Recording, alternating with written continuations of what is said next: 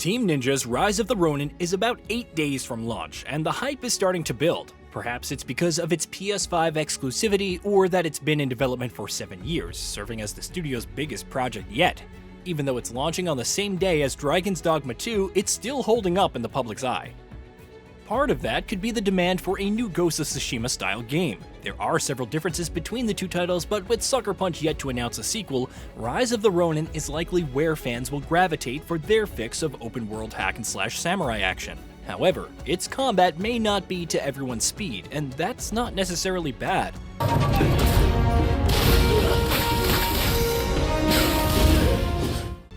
Ghost of Tsushima's combat is methodical but relies on swapping between its stances to counter different enemy types. Stone is your starting stance and works well against swordsmen. It emphasizes piercing stabs with its heavy strikes, which, coupled with upgrades to stagger damage against other sword wielders, makes it very potent against them throughout the game.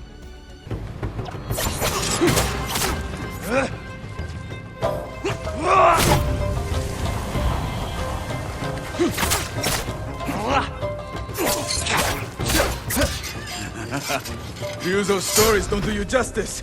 However, as you encounter different types of units, fights become trickier. You can use ghost weapons like kunai, black powder bombs, sticky bombs, and the bow to even the odds, though these aren't all immediately available. Even throwing down a smoke bomb and assassinating threats is a viable strategy, but you need to spend some time observing and killing Mongol leaders to pick up other stances. Rise of the Ronin functions differently. Instead of stances, it has styles, and these fall into 3 different types: Ten, Sky, Chi Earth, and Jin, Human. These also provide advantages against each other in a rock-paper-scissors-like triangle. However, these styles themselves consist of different abilities for each weapon.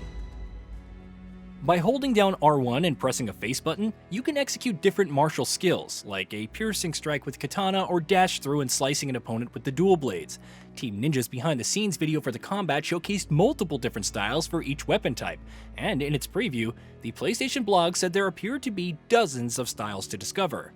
Based on its work with the Neo series, where players could alternate between different low, medium, and high stances, we could see the same approach to styles in Rise of the Ronin. Nothing is confirmed, but it would make the most sense.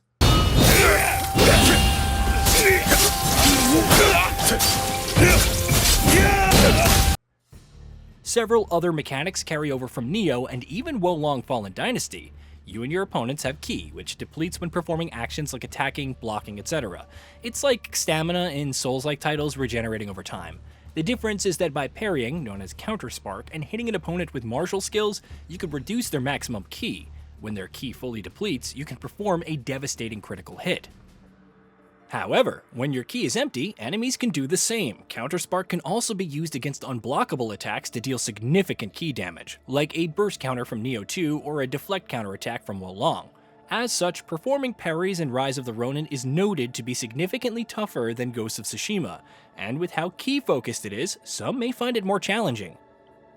It's interesting to hear from previews that the opening hours aren't difficult. There are 3 difficulty options, but whether the toughest provides a challenge akin to Neo 2 or the lowest is a walk in the park remains to be seen. Again, it's the initial hours when you don't even have that many styles to start, so we'll need to wait and see. Of course, some have also pointed out how simple the combat in Rise of the Ronin is next to Neo 2 or Ghost of Tsushima. You have one button for attacking, which is pressed for light attacks and held for charged attacks. You can also perform an advancing attack by pressing it and forward on the left stick. However, there are many other things to do, like grappling an enemy while in midair to close the distance or pulling them towards you. The grappling hook can also toss explosive barrels and other objects at enemies. Firearms are a major part of combat, and while you could hang back and fire with a musket or bow, there's also a flamethrower for torching multiple enemies at once, and a revolver for quick mid-range shots. The bayonet also provides an in-between point with melee combos and projectile shots. If that weren't enough, you can also bring allies on missions.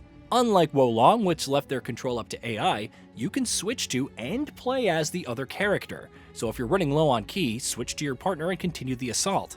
There are some other possibilities, like attacking from afar with range shots, switching to your ally for some close quarters martial skills, and then switching back to continue the assault from afar. Having an ally also means shoring up potential weaknesses in your style type strategy.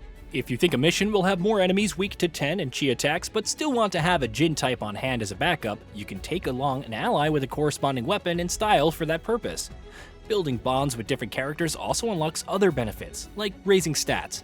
While it doesn't sound like much, being able to intimidate enemies before a fight and lower their maximum ki is pretty beneficial.